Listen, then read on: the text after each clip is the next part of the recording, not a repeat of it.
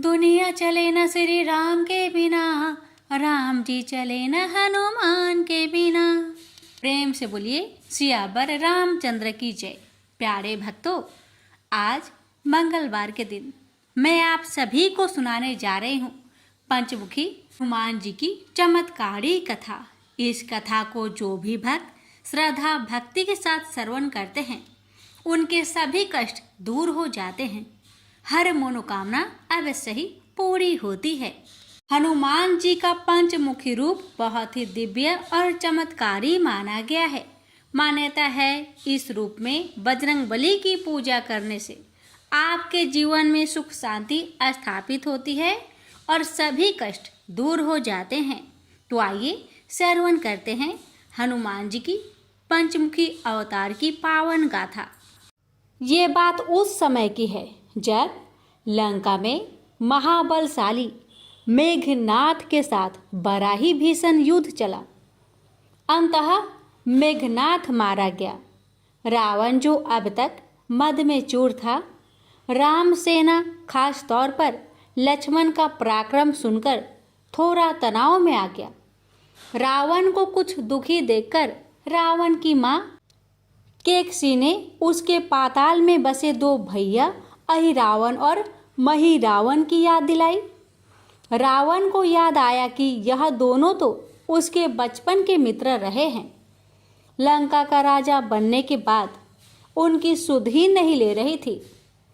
रावण यह भली प्रकार जानता था कि अहिरावण व महिरावण तंत्र मंत्र के महापंडित, जादू टोने के धनी और माँ कामाक्षी के परम भक्त है। रावण ने उन्हें बुला भेजा और कहा कि वह अपने छल बल कौशल से श्री राम व लक्ष्मण का सफाया कर दे। यह बात दूतों के जरिए विभीषण को पता लग गई। युद्ध में अहिरावण व महिरावण जैसे परम मायावी के शामिल होने से विभीषण चिंता में पड़ गए। विभीषण को लगा कि भगवान श्री राम और लक्ष्मण जी की सुरक्षा व्यवस्था कड़ी करनी पड़ेगी। बहुत सोच विचार करके उन्हें लगा कि इसका जिम्मा हनुमान जी को ही सौंप देना चाहिए। राम लक्ष्मण जी का कुटिया लंका में सुबेल पर्वत पर बना हुआ था। हनुमान जी ने भगवान श्री राम की कुटिया के चारों ओर एक सुरक्षा का कवच खींच दिया था। कोई जादू टोना, तंत्र मंत्र का असर या मायावी राक्षस इसके भीतर नहीं घुस सकते थे। अहिरावण और महिरावण श्री राम और लक्ष्मण जी को मारने उनकी कुटिया तक पहुँचे, पर इस सुरक्षा घेरे के आगे उनकी एक ना चली, वह असफल रहे। ऐसे में उन्होंने एक चाल चली। महिरावण विभीषण का रूप धर के कुटिया में घुस गया। राम और लक्ष्मण पत्थर के सपाट शिलाओं पर गहरी नींद से सो रहे थे। दोनों राक्षस ने बिना आहट के दोनों भाई भगवान राम और लक्ष्मण जी को उठा लिया और अपने निवास पाताल की ओर लेकर चल दिए। विभीषण लगातार सतर्क थे। उन्हें कुछ देर में ही पता चल गया कि कोई अनहोनी घट चुकी है। विभीषण को अहिरावण पर शक था। उन्हें राम लक्ष्मण की जान की चिंता बहुत सताने लगी। विभीषण ने हनुमान जी को महिरावण के बारे में बताते हुए कहा कि वे उसका पीछा करें। लंका में अपने रूप में घुसना राम भक्त हनुमान के लिए ठीक न था। सो उन्होंने पंछी का रूप धारण कर लिया और पंछी का रूप में ही निकुंभला नगर में पहुंच गए। निकुंभला नगरी में पंछी रूप धरे हनुमान जी ने कबूतर और कबूतरी को आपस में बात करते हुए सुना। कबूतर और कबूतरी एक दूसरे से कह रहे थे कि अब रावण की जीत पक्की है। अहिरावण व महिरावण राम लक्ष्मण को बलि चढ़ा देंगे, बस सारा युद्ध समाप्त हो। कबूतर की बातों से ही बजरंगबली को पता चला कि दोनों राक्षस राम और लक्ष्मण को सोते में ही उठाकर कामाक्षी देवी को बलि चढ़ाने पाताल लोक ले गए हैं। हनुमान जी वायु के वेग से रसातल की ओर बढ़े और तुरंत वहां पहुंचे। हनुमान जी को रसातल के प्रवेश द्वार पर एक अद्भुत पहरेदार मिला।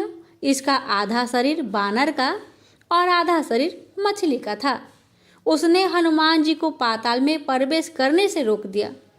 द्वार पर हनुमान जी से बोला कि मुझको परास्त किए बिना तुम्हारा भीतर जाना संभव नहीं है। दोनों में घमासान लड़ाई हुई। हनुमान जी की आशा के विपरीत यह बड़ा ही बलशाली और कुशल योद्धा निकला। दोनों ही बड़े बलशाली थे। दोनों में बहुत भयंकर युद्ध हुआ, परंतु वह बजरंग बली के आगे टिक नहीं सका। आखिरकार हनुमान जी ने उसे परास्त कर दिया और उस द्वारपाल की प्रशंसा करने से अपने आप को रोक नहीं पाए। तब हनुमान जी ने उस वीर से पूछा कि हे वीर, तुम कौन हो? अपना परिचय तो दो। तुम्हारा स्वरूप भी कुछ ऐसा है कि उसे देखकर मुझे कौतूहल हो रहा है। उस वीर ने उत्तर दिया, मैं हनुमान का पुत्र हूँ और एक मछली से पैदा हुआ हूँ। मेरा नाम है मकरध्वज। हनुमान जी ने यह सुना तो बड़े ही आश्चर्य में पड़ गए। वह वीर की बात सुनने लगे। मकरध्वज ने कहा, लंका दहन के बाद हनुमान जी समुद्र में अपनी अग्नि शांत करने के लिए पहुँचे।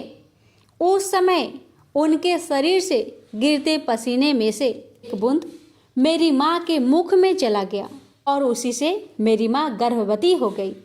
उसी से मेरा जन्म हुआ है। हनुमान जी ने जब यह सुना तो मकरध्वज को बताया कि वह कोई और नहीं, स्वयं हनुमान है। यह सुनकर मकरध्वज ने हनुमान जी के चरण स्पर्श किए और हनुमान जी ने भी अपने बेटे को गले से लगा लिया और वहां आने का पूरा कारण बताया। उन्होंने अपने पुत्र से कहा कि अपने पिता के स्वामी की रक्षा में सहायता करो। मकरध्वज ने हनुमान जी को बताया कि कुछ ही देर में राक्षस बलि के लिए आने वाले हैं। बेहतर होगा कि आप रूप बदलकर कामाक्षी के मंदिर में जाकर बैठ जाइए। उनको सारी पूजा झरोखे से करने को कहे। हनुमान जी ने पहले तो मधुमक्खी का भेष धारण कर माँ कामाक्षी के मंदिर में घुस गए। हनुमान जी ने माँ कामाक्षी को नमस्कार कर सफलता की कामना की और फिर पूछा, हे माँ, क्या आप वास्तव में श्री राम जी और लक्ष्मण जी की बलि चाहती हैं? हनुमान जी की इस प्रश्न पर माँ कामाक्षी ने उत्तर दिया कि नहीं, मैं तो दुष्ट अहिरावण व महिरावण की बलि चाहती हूँ। यह दोनों मेरे भक्त तो है, पर अधर्मी और अत्याचारी भी है। आप अपने प्रयत्न करो, सफल रहोगे। मंदिर में 5 दीप जल रहे हैं, अलग अलग दिशाओं और स्थान पर। माँ ने कहा, यह दीप अहिरावण ने मेरी प्रसन्नता के लिए जलाए हैं। जिस दिन इस 5 दीपक को एक साथ ही बुझा दिया जाएगा, उस दिन इन दोनों राक्षस का अंत सुनिश्चित हो जाएगा। इस बीच गाजे बाजे का शोर सुनाई पड़ने लगा। अहिरावण महिरावण बलि चढ़ाने के लिए आ रहे थे। हनुमान जी ने अब माँ कामाक्षी का रूप धरा। जब अहिरावण और महिरावण मंदिर में प्रवेश करने ही वाले थे कि हनुमान जी का महिला स्वर गूंजा। हनुमान जी बोले, मैं कामाक्षी देवी हूँ और आज मेरी पूजा झरोखे से करो। झरोखे से पूजा आरंभ हुई। ढेर सारा चढ़ावा माँ कामाक्षी को झरोखे से चढ़ाया जाने लगा। अंत में बंधन बलि के रूप में राम लक्ष्मण जी को उसी में डाला गया। दोनों बंधन में बेहोश थे। हनुमान जी ने तुरंत उन्हें बंधन मुक्त किया। अब पाताल लोक से निकलने की बारी थी, पर उससे पहले माँ कामाक्षी के सामने अहिरावण महिरावण की बलि देकर उनकी इच्छा पूरी करनी थी और दोनों राक्षसों को उनके किए की सजा भी देना था। अब हनुमान जी ने मकरध्वज को कहा कि वह अचेत अवस्था में लेटे हुए भगवान राम और लक्ष्मण का खास ख्याल रखे और उसके साथ मिलकर दोनों राक्षसों के खिलाफ युद्ध छेड़ दिया। पर यह युद्ध आसान नहीं था। अहिरावण और महिरावण बड़ी मुश्किल से मरते तो फिर 5-5 के रूप में जिंदा हो जाते। इस विकट स्थिति में मकरध्वज ने बताया कि अहिरावण की एक पत्नी नागकन्या है। अहिरावण उसे बलात् हर लाया है। वह उसे पसंद नहीं करती पर मन मार के उसके साथ है। वह अहिरावण की राज जाननी होगी। उससे उसकी मौत का उपाय पूछा जाए। अब उसके पास जाए और सहायता मांगे। मकरध्वज ने राक्षसों को युद्ध में उलझाए रखा और उधर हनुमान अहिरावण की पत्नी के पास पहुंच गए। अहिरावण की पत्नी नागकन्या से उन्होंने कहा कि यदि तुम अहिरावण के मृत्यु का भेद बता दो तो हम उसे मारकर तुम्हें उसके चंगुल से मुक्ति करा देंगे। अहिरावण की पत्नी ने कहा, मेरा नाम चित्रसेना है। मैं भगवान विष्णु की परम भक्त हूँ। मेरे रूप पर अहिरावण मर मिटा और मेरा अपहरण कर यहाँ कैद किया हुआ है, पर मैं उसे नहीं चाहती। लेकिन मैं अहिरावण का भेद तभी बताऊंगी जब मेरी इच्छा पूरी हो जाएगी। हनुमान जी ने अहिरावण की पत्नी नागकन्या चित्रसेना से पूछा कि आप अहिरावण की मृत्यु का रहस्य बताने के बदले क्या चाहती हैं? आप मुझसे अपनी शर्त बताए, मैं उसे जरूर मानूंगा, जरूर पूरा करूंगा। चित्रसेना ने कहा, दुर्भाग्य से अहिरावण जैसा असुर मुझे हर लाया। इससे मेरा जीवन खराब हो गया। मैं अपने दुर्भाग्य को सौभाग्य में बदलना चाहती हूँ। आप अगर मेरा विवाह श्री राम से कराने का वचन दे तो मैं अहिरावण के वध का रहस्य आपको जरूर बताऊंगी। अब तो हनुमान जी सोच में पड़ गए। भगवान श्री राम तो एक पत्नी निष्ठ है। अपनी धर्म पत्नी देवी सीता को मुक्त कराने के लिए असुरों से युद्ध कर रहे हैं। वह किसी और से विवाह की बात तो कभी न स्वीकारेंगे। मैं कैसे वचन दे सकता हूँ? फिर सोचने लगे कि यदि समय पर उचित निर्णय न लिया जाए तो स्वामी की प्राणी संकट में है। असमंजस की स्थिति में बेचैन हनुमान जी ने ऐसी राह निकाली कि सांप भी मर जाए और लाठी भी न टूटे। हनुमान जी बोले, तुम्हारी शर्त स्वीकार है, पर हमारी भी एक शर्त है। अब विवाह तभी होगा जब तुम्हारे साथ भगवान राम जिस पलंग पर आसीन होंगे वह सही सलामत रहना चाहिए। यदि वह टूटा तो इसे अपशकुन मानकर वचन से पीछे हट जाऊंगा। जब महाकाय अहिरावण के बैठने से पलंग नहीं टूटा तो भला श्री राम के बैठने से कैसे टूटेगा? यह सोचकर चित्रसेना तैयार हो गई। उसने अहिरावण समेत सभी राक्षसों के अंत का सारा भेद बता दिया। चित्रसेना ने कहा, दोनों राक्षसों के बचपन की बात है। इन दोनों के कुछ शरारती राक्षस मित्र ने कहीं से एक भ्रामरी को पकड़ लिया। मनोरंजन के लिए वे उसे भ्रामरी को बार बार कांटों से छेद रहे थे। भ्रामरी साधारण भ्रामरी न थी, वह भी बहुत मायावी थी, किंतु किसी कारण बस वह पकड़ में आ गई थी। भ्रामरी की पीड़ा सुनकर अहिरावण और महिरावण को दया आ गई और अपने मित्रों से लड़कर उसे छुड़ा दिया।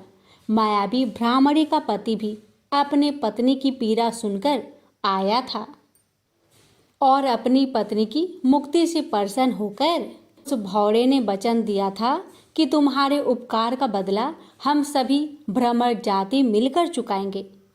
ये भौरे अधिकतर उसके शयन कक्ष के पास रहते हैं। ये सब बड़ी भारी संख्या में हैं। दोनों राक्षसों को जब भी मारने का प्रयास हुआ है और ये मरने को हो जाते हैं तब भ्रमर उनके मुख में एक बूंद अमृत का डाल देते हैं। उस अमृत के कारण ये दोनों राक्षस मरकर भी जिंदा हो जाया करते हैं। इनके कई कई रूप उसी अमृत के कारण हैं। इन्हें जितनी बार फिर से जीवित किया जाता है उनके उतने नए रूप बन जाते हैं। इसलिए आपको पहले इस भौरों को मारना होगा। हनुमान जी रहस्य जानकर लौटे। करध्वज ने अहिरावण को युद्ध में उलझा रखा था तो हनुमान जी ने भौरों का खात्मा शुरू किया। वे आखिर हनुमान जी के सामने कहाँ तक टिकते। जब सारे भ्रमर खत्म हो गए और केवल एक बचा तो वह हनुमान जी के चरणों में लौट गया। उसने हनुमान जी से प्राण रक्षा की याचना की। हनुमान जी पसीज गए। उन्होंने उसे क्षमा करते हुए एक काम सौंपा। हनुमान जी बोले, मैं तुम्हें प्राण दान देता हूँ, पर एक शर्त पर, कि तुम यहाँ से तुरंत चले जाओगे और अहिरावण की पत्नी के पलंग की पार्टी में घुसकर जल्दी से जल्दी उसे पूरी तरह खोखला बना दोगे। और तत्काल चित्रसेना की पलंग की पार्टी में घुसने के लिए प्रस्थान कर गया। और अहिरावण और महिरावण को अपने चमत्कार के लुप्त होने से बहुत अचरज हुआ और उन्होंने मायावी युद्ध जारी रखा। भ्रमरों को हनुमान जी ने समाप्त कर दिया। फिर भी हनुमान जी के हाथों अहिरावण और महिरावण का अंत नहीं हो पा रहा था। यह देखकर हनुमान जी कुछ चिंतित हुए। फिर उन्हें कामाक्षी देवी का वचन याद आया। देवी ने बताया था कि अहिरावण की सिद्धि है कि जब पांचों दीपकों को एक साथ बुझाएंगे तभी वे नए नए रूप धारण करने में असमर्थ होगा और उसका वध हो सकेगा। हनुमान जी ने तत्काल पंचमुखी रूप धारण कर लिए। उत्तर दिशा में वाराह मुख, दक्षिण दिशा में नरसिंह मुख, पश्चिम में गरुड़ मुख, आकाश की ओर हयग्रीव मुख एवं पूर्व दिशा में हनुमान जी का मुख। उसके बाद हनुमान जी ने अपने पांचों मुख द्वारा एक साथ पांचों दीपक को बुझा दिए। अब उनके बार बार पैदा होने और लंबे समय तक जिंदा रहने की सारी आकांक्षाएं समाप्त हो गई। अब हनुमान जी के हाथों से महिरावण और अहिरावण दोनों मारे गए। इसके बाद उन्होंने श्री राम और लक्ष्मण जी की मूर्छा दूर करने के लिए उपाय किए। दोनों भाई होश में आ गए। चित्रसेना भी वहां आ गई थी। हनुमान जी ने कहा, प्रभु अब आप अहिरावण और महिरावण के छल और बंधन से मुक्त हुए, पर इसके लिए हमें इस नाग कन्या की सहायता लेनी पड़ी थी। अहिरावण इसे बलपूर्वक उठा लाया था। वह आपसे विवाह करना चाहती है। कृपया उससे विवाह कर अपने साथ ले चले, इससे उसे भी मुक्ति मिल जाएगी। श्री राम हनुमान जी की बात सुनकर चकरा गए। इससे पहले कि वह कुछ कह पाते, हनुमान जी ने ही कह दिया, भगवान आप तो मुक्तिदाता है। रावण को मारने का भेद इसी ने बताया है। इसके बिना हम उसे मारकर आपको बचाने में सफल ना हो पाते।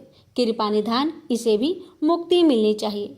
परंतु आप चिंता ना करें, हम सबका जीवन बचाने वाले के प्रति बस इतना ही कीजिए कि आप बस इस पलंग पर बैठिए, बाकी का काम मैं संपन्न करवाता हूँ। हनुमान जी इतनी तेजी से सारे कार्य करते जा रहे थे कि इससे भी राम जी और लक्ष्मण जी दोनों चिंता में पड़ गए। वह कोई कदम उठाते कि तब तक हनुमान जी ने भगवान राम की बाह पकड़ ली। हनुमान जी ने भावावेश में प्रभु श्री राम की बाह पकड़कर चित्रसेना के उस सजे धजे विशाल पलंग पर बिठा दिया। भगवान राम कुछ समझ पाते कि तभी पलंग की खोखली पाटी चरचराकर टूट गई। पलंग धराशायी हो गई। चित्रसेना भी जमीन पर आ गिरी। हनुमान जी हंस पड़े और फिर चित्रसेना से बोले, अब तुम्हारी शर्त तो पूरी हुई नहीं, इसलिए यह विवाह नहीं हो सकता। तुम मुक्त हो और हम तुम्हें तुम्हारे लोग भेजने का प्रबंध करते हैं। अब तो चित्रसेना समझ गई कि उसके साथ छल हुआ है। उसने कहा कि उसके साथ छल हुआ है। मर्यादा पुरुषोत्तम के सेवक उनके सामने किसी के साथ छल करे, ये तो बहुत ही अनुचित है। मैं हनुमान को श्राप दूंगी। चित्रसेना ने हनुमान जी को श्राप देने ही जा रही थी। श्री राम का सम्मोहन भंग हुआ। वह इस पूरे नाटक को समझ गए। उन्होंने चित्रसेना को समझाया, मैंने एक पत्नी धर्म से बंधे होने का संकल्प लिया है, इसलिए हनुमान जी को यह करना पड़ा। उन्हें क्षमा कर दो। क्रोधित चित्रसेना तो उनसे विवाह करने की जिद पकड़ी बैठी थी। श्री राम ने कहा, मैं जब द्वारपर में श्री कृष्ण अवतार लूंगा तब तुम्हें सत्यभामा के रूप में अपनी पटरानी बनाऊंगा। इससे वह मान गई। हनुमान जी ने चित्रसेना को उसके पिता के पास पहुंचा दिया। चित्रसेना को प्रभु ने अगले जन्म में पत्नी बनाने का वरदान दिया था। भगवान विष्णु की पत्नी बनने की चाह में उसने स्वयं को अग्नि में भस्म कर लिया। श्री राम और लक्ष्मण, मकर ध्वज और हनुमान जी सहित वापस लंका में सुबेल पर्वत पर लौट आए। प्यारे भक्तों, ये थी पंचमुखी हनुमान जी की पावन कथा। इस कथा के श्रवण मात्र से ही हर मनोकामना अवश्य पूरी हो जाती है। अब सुनिए भगवान राम की महिमा की कथा। यह कहानी कुबाजी महाराज की है, जिनका नाम उनके गुरुदेव द्वारा केवल राम जी रखा गया था। वे एक कुम्हार थे। उन्होंने श्री कृष्णदास पायहारी जी के सत्संग में जाना शुरू किया और उन्हें सतगुरु रूप में वरण किया। जाति से वे कुम्हार थे, लेकिन उनकी स्थिति महान संतों के समान हो गई थी। वे संतों की सेवा में लीन रहते थे। उन्होंने समझ लिया कि संत सेवा ही भगवत कृपा का मुख्य साधन है। यदि संतों की आराधना की जाए तो भगवान को प्राप्त करना सहज हो जाता है। कोई भी वैष्णव या संत उनके घर आता तो वे उनका आदर पूर्वक सत्कार करते। उनके घर में साधु संतों का आना जाना लगा रहता था। वे महीने में केवल 30 बर्तन बनाते थे और उनमें से रोज केवल एक ही बेचते थे। इस सीमित कमाई से ही वे अपने परिवार का भरण पोषण करते और शेष धन से संत सेवा करते थे। वे अधिक बर्तन इसलिए नहीं बनाते थे क्योंकि उनका मत था कि यदि हम अधिक व्यापार और सांसारिक गतिविधियों में उलझ जाएंगे तो हमारा मन आंतरिक भजन में नहीं लगेगा। एक दिन उनके घर में बहुत से संतों की मंडली आई, किंतु उनके घर में संत सेवा के लिए कोई व्यवस्था नहीं थी। उन्होंने पत्नी से कहा, अब हमें किसी से उधार लेना पड़ेगा। संत आए हैं और वे भूखे नहीं रह सकते। वे ये भी कर सकते हैं कि संतों से हाथ जोड़कर विनम्रता पूर्वक कह देते कि उनके पास भोजन की व्यवस्था नहीं है, लेकिन उनके प्रेमी हृदय ने यह स्वीकार नहीं किया। उन्होंने सोचा संतों की सेवा के लिए ऋण भी लेना पड़े तो कोई दोष नहीं। वे एक महाजन के पास गए और कहा, हमारे घर 20-25 संत आए हैं, उनके लिए भोजन सामग्री चाहिए, कृपया हमें उधार दीजिए, हम धीरे धीरे इसे चुका देंगे। अधिकांश महाजनों ने यह कहकर मना कर दिया कि यह गरीब आदमी है, इसे उधार देने का कोई लाभ नहीं। लेकिन एक चतुर महाजन ने कहा, यदि तुम मेरा एक काम कर दो तो जितनी भी सामग्री चाहिए मैं दे सकता हूँ। कुबाजी महाराज ने पूछा, आपका क्या काम है? महाराज ने कहा, हमारे कुएं की खुदाई का काम रुका हुआ है, यदि तुम उसे पूरा कर सको तो मैं तुम्हें संत सेवा के लिए सामग्री दे दूंगा।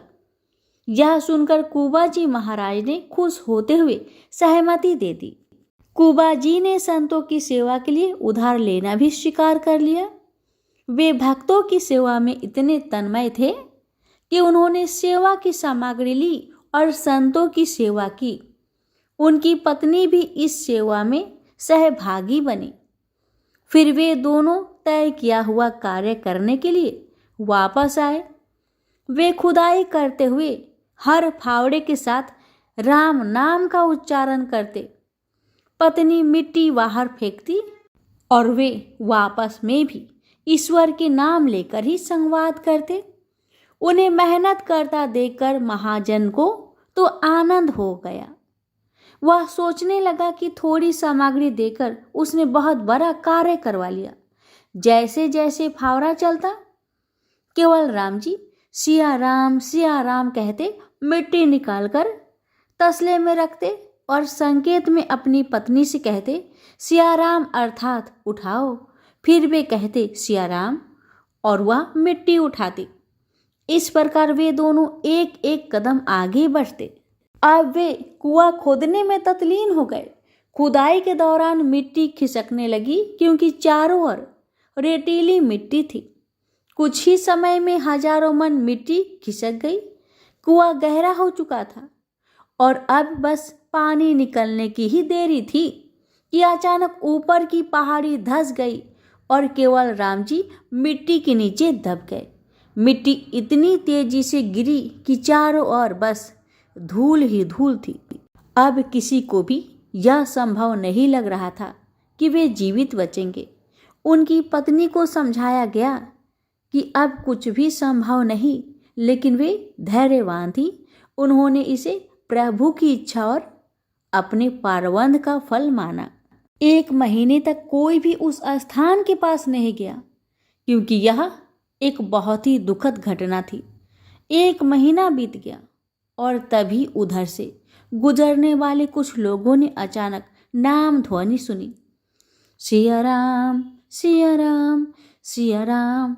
यह ध्वनि अत्यंत आनंदमय थी। जो भी उस स्थान के पास गया वह इस ध्वनि को सुनकर रोमांचित हो उठा। यह कोई साधारण ध्वनि नहीं थी, यह गहन आध्यात्मिक ऊर्जा से भरी हुई थी। यात्रियों ने यह भी सुना कि सिर्फ नाम ही नहीं बल्कि मृदंग और करताल की ध्वनि भी आ रही थी। उसी समय उधर से एक राजा गुजरा, जिसने भीड़ देखकर पूछा कि यहाँ क्या हो रहा है। लोगों ने बताया कि यह स्थान वह है जहाँ केवल राम जी कुआं खोद रहे थे और मिट्टी के नीचे दब गए थे। राजा ने यह सुनते ही आदेश दिया कि तत्काल खुदाई करवाई जाए। लोगों ने कहा कि इतनी गहरी मिट्टी के नीचे कोई जीवित कैसे रह सकता है, लेकिन नाम ध्वनि स्पष्ट रूप से सुनाई दे रही थी। जब मिट्टी हटानी शुरू की गई तो एक गुफा जैसी संरचना दिखाई दी। प्रभु की कृपा देखिए, जहाँ केवल राम जी बैठे थे वहाँ मिट्टी नीचे तक नहीं गिरी थी, बल्कि ऊपर ही रुक गई थी। यह चमत्कार था। जब सभी ने देखा तो पाया कि केवल राम जी आरामदायक मुद्रा में बैठे हुए थे और जोर जोर से सिया राम का नाम जप रहे थे। उनके पास सुंदर पात्र में भोजन रखा था और जल भी रखा था। प्रश्न यह था कि यह भोजन और जल वहां कैसे पहुंचा। सोचिए, यदि किसी लिफ्ट में बिजली चली जाए तो कितनी घबराहट होती है।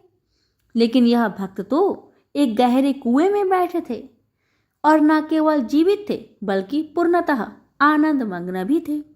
यह उनकी अटूट भक्ति और प्रभु के नाम पर दृढ़ विश्वास का परिणाम था। यह नाम जप का प्रभाव था कि उन्होंने किसी भी प्रकार की घबराहट महसूस नहीं की। प्यारे भक्तों, जो भक्त सच्चे मन से नाम जप करते हैं उसका पालन पोषण स्वयं भगवान करते हैं। जब खुदाई पूरी हुई तो सभी ने देखा कि केवल राम जी सुरक्षित थे। बस उनकी पीठ पर हल्की चोट आई थी, लेकिन वे पूर्णतः स्वस्थ थे। वे पूरे 1 महीने से उस स्थान पर थे और फिर भी उनके पास जल और भोजन उपलब्ध था। अब तो नगर के लोग दौड़ दौड़ कर आ रहे थे। अलग अलग गांव से लोग भेंट लेकर आ रहे थे। यह आश्चर्य की बात थी कि 1 महीना बीत जाने के बावजूद वे जीवित थे और भजन कर रहे थे। लोग श्रद्धा से उनके चरणों में झुक गए। यह ईश्वर की कृपा थी। यह नाम जप की महिमा थी। नाम जप में अद्भुत शक्ति है। यह केवल राम जी का दृढ़ विश्वास और भजन ही था जिसने उन्हें मृत्यु के मुख से बाहर निकाला। यह भगवान के नाम ही अपार महिमा को दर्शाता है। प्रेम से बोलिए सिया रामचंद्र की जय। हे भगवान, आपकी इस पावन कथा को जो भी भक्त श्रद्धा पूर्वक पूरा सुने उस भक्त की हर मनोकामना को पूर्ण करे। जय सिया राम।